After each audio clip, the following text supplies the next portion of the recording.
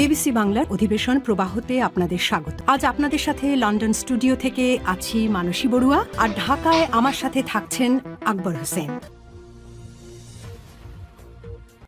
বাংলাদেশের সর্বশেষ গুরুত্বপূর্ণ আপডেট সংবাদে আপনাকে স্বাগত। শুরুতেই সংবাদ শিরোনাম, পরে বিস্তারিত। প্রথমে জানাবো আমাদের হাতে থাকা সর্বশেষ গুরুত্বপূর্ণ সবথেকে তাজা আপডেট সংবাদ। বগুড়ায় ব্যবসায়ীকে পিটিয়ে হত্যার অভিযোগ। বগুড়ার ধুনট উপজেলায় সালিশে ন্যায় বিচার না পেয়ে ক্ষুব্ধ হয়ে আলহাজ রহমত আলী তালুকদার ৪৮ নামের এক ব্যবসায়ীকে পিটিয়ে হত্যা করেছে প্রতিপক্ষের লোকজন। আজ রাতে এমন ঘটনা ঘটে। এই ঘটনায় নিহত রহমত আলী তালুকদারের স্ত্রী কোহিনুর খাতুন বাদী হয়ে মা ও ছেলেসহ ৯ জনকে আসামি করে ধুনট থানায় একটি মামলা দায়ের করেছেন।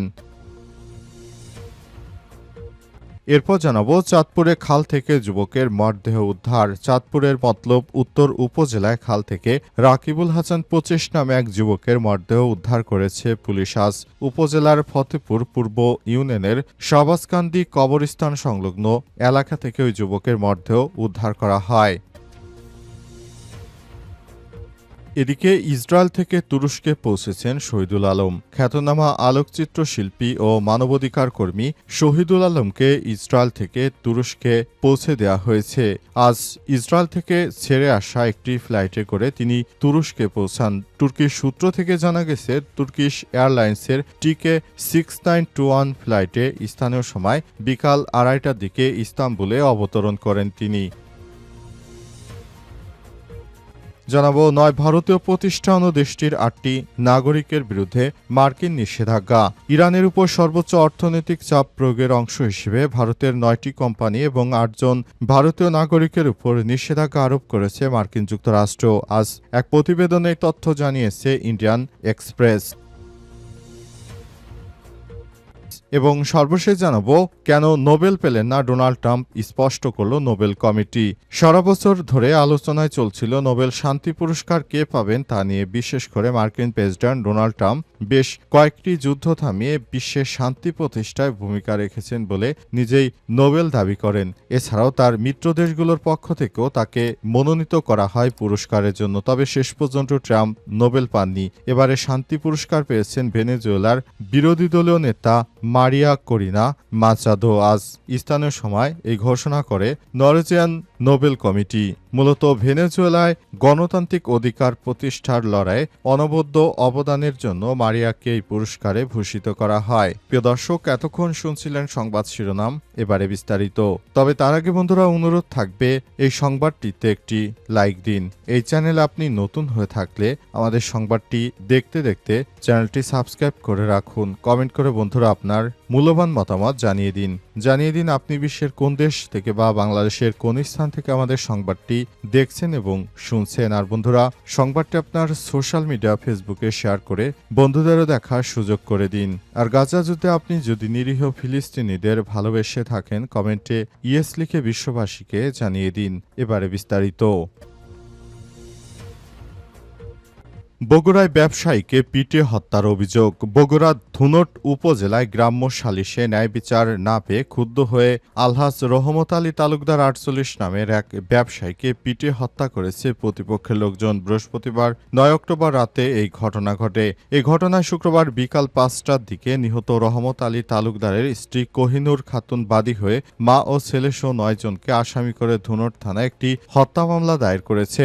নিহত রহমত আলী তালুকদার উপজেলার মথুরাপুর ইউনিয়নের গোবিন্দপুর গ্রামের মৃত ফরাদ হোসেনের ছেলে। তিনি গোবিন্দপুর বাজারের ইলেকট্রিক সামগ্রীর ব্যবসা করতেন। মামলার সূত্র থেকে জানা গেছে, গ্রামের সামাজিক বিরোধ মীমাংসার জন্য ব্যবসায়ী রহমত আলী সালিশ বৈঠক করে থাকেন। তারই ধারাবাহিকতায় সম্প্রতি একই গ্রামের মৃত আব্দুল জব্বারের ছেলে জুয়েল শেখের জমিজমা সংক্রান্ত বিষয় নিয়ে মীমাংসা বৈঠক করেছিলেন রহমত আলী। কিন্তু ওই বৈঠকে জুয়েল শেখ ন্যায় বিচার না পাওয়ার অভিযোগ ওঠে। এতে রহমত আলীর উপর ক্ষুব্ধ হয়ে ওঠে জুয়েল শেখ ও তার পরিবারের লোকজন। এক পর্যায়ে বৃহস্পতিবার রাত ৯টার দিকে রহমতকে জুয়েল ও তার লোকজন পিটে আহত করে। খবর পেয়ে স্বজনরা রহমত আলীকে উদ্ধার করে রাতেই বগুড়া শহীদ জিয়াউর রহমান মেডিকেল কলেজ হাসপাতালে ভর্তি করেন। সেখানে চিকিৎসাধীন অবস্থায় রাত ২টার দিকে রহমত আলী মারা যান। এই ঘটনায় নিহত রহমত আলী তালুকদারের স্ত্রী কোহিনুর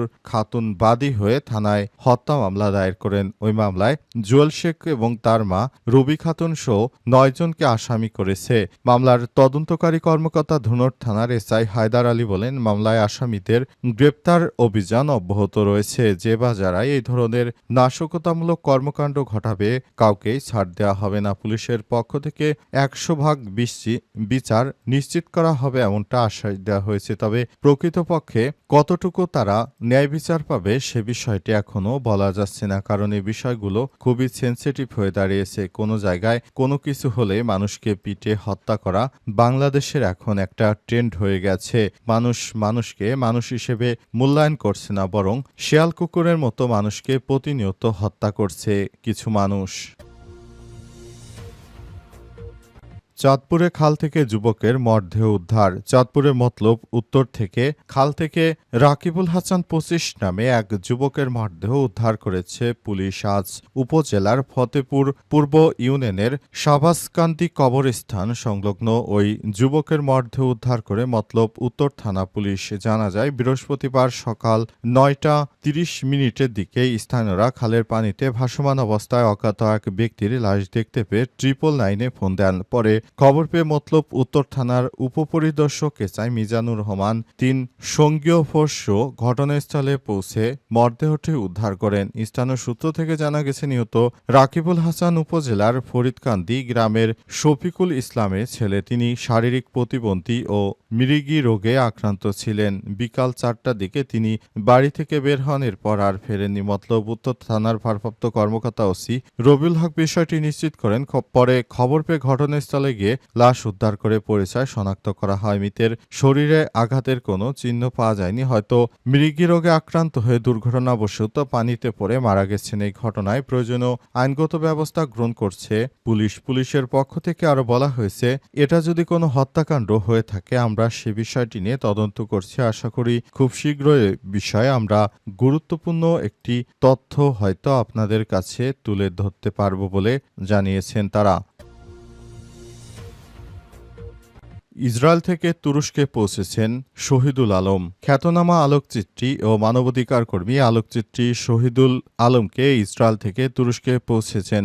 আজ বিকেলে ইসরায়েল থেকে ছেড়ে আসা একটি ফ্লাইটে করে তুরস্কে পৌঁছান তিনি। তুর্কি সূত্র থেকে জানা গেছে, তুর্কিশ এয়ারলাইন্সের টিকে 6921 ফ্লাইটে স্থানীয়রা সময় বিকাল 2:30টার দিকে ইস্তাম্বুলে অবতরণ করে। এর আগে প্রধান উপদেষ্টা পেশ সচিব শফিকুল আলমও তার ভেরিফাইড ফেসবুক আইডিতে এক পোস্টে লিখেছেন, শহীদুল আলমের মুক্তি এবং তাকে দেশে ফিরে আনার বিষয়ে সহযোগিতার জন্য তুরস্কের প্রেসিডেন্ট রিসেপ তাইপ এরদোয়ানকে ধন্যবাদ জানিয়েছে বাংলাদেশের প্রধান উপদেষ্টা অধ্যাপক ডক্টর মোহাম্মদ ইউনূস। এর আগে শুক্রবার বাংলাদেশের অন্তর্বর্তীকালীন সরকারের প্রধান উপদেষ্টার ভেরিফাইড ফেসবুক পেজে জানানো হয়, ইসরায়েলের কারাগারে আটক আলোকচিত্রী শহীদুল আলমকে তুরস্কের সহায়তায় মুক্ত করার চেষ্টা করা হচ্ছে।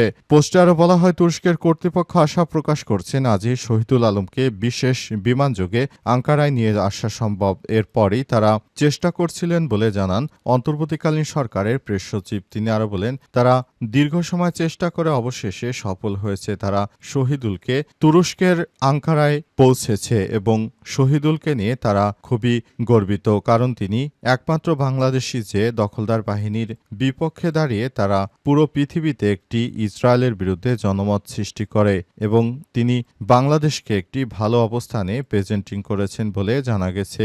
অন্তর্বর্তীকালীন সরকারের প্রধান উপদেষ্টা ক্ষমতা গ্রহণের পর থেকে এসব বিষয়গুলো সামনে আসে এবং তাকে ছাড়িয়ে আনার জন্য সরকার সব রকমের চেষ্টা করতে থাকে। অবশেষে দখলদার বাহিনীর হাত থেকে আলোচিত ফ্লোটিলার যাত্রী শহীদুলকে উদ্ধার করেছে তুরস্ক এবং তাকে বাংলাদেশে ফেরত দেওয়ার প্রক্রিয়া চলছে।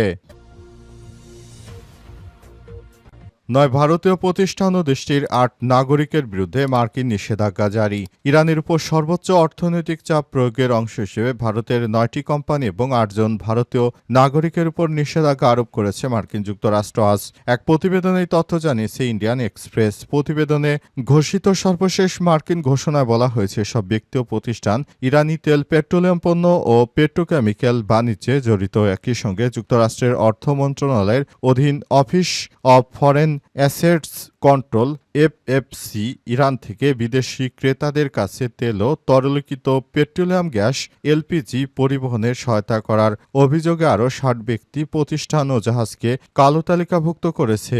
চীন ও সংযুক্ত আরব আমিরাত সহ আরও কয়েকটি দেশের প্রতিষ্ঠানও রয়েছে এই তালিকায়। প্রতিবেদনে বলা হয়েছে, মার্কিন পররাষ্ট্র দপ্তরের নিষেধাজ্ঞা তালিকা থেকে প্রতিষ্ঠানগুলোর মধ্যে ৮টি ভারতীয় রাসায়নিক ও পেট্রোকেমিক্যাল বাণিজ্য প্রতিষ্ঠানের মধ্যেও রয়েছে মুম্বাই ভিত্তিক সংস্থা CJ Shah and Co, Chemovic, Modichem, Parichem Resource, Indils Marketing, Haresh Petrochem সহ আরও বেশ কয়েকটি প্রতিষ্ঠান। এসব প্রতিষ্ঠানের বিরুদ্ধে দীর্ঘদিন ধরে ইরান থেকে অবৈধভাবে তেল এনে তারপর বিদেশে উচ্চ মূল্যে বিক্রির অভিযোগ ছিল। অবশেষে সেসব কোম্পানির বিরুদ্ধে অভিযান চালায় যুক্তরাষ্ট্র এবং যুক্তরাষ্ট্রের অভিযানে সব কোম্পানিগুলো ধরা খেয়েছে এবং সর্বশেষ তাদের উপর নিষেধাজ্ঞা দেওয়া হলো। এতে নরেন্দ্র মোদী চরম বিপাকে পড়েছে, কারণ একের পর এক নতুন নিষেধাজ্ঞায় পড়ে নরেন্দ্র মোদী এখন দিশেহারা হয়ে পড়েছে।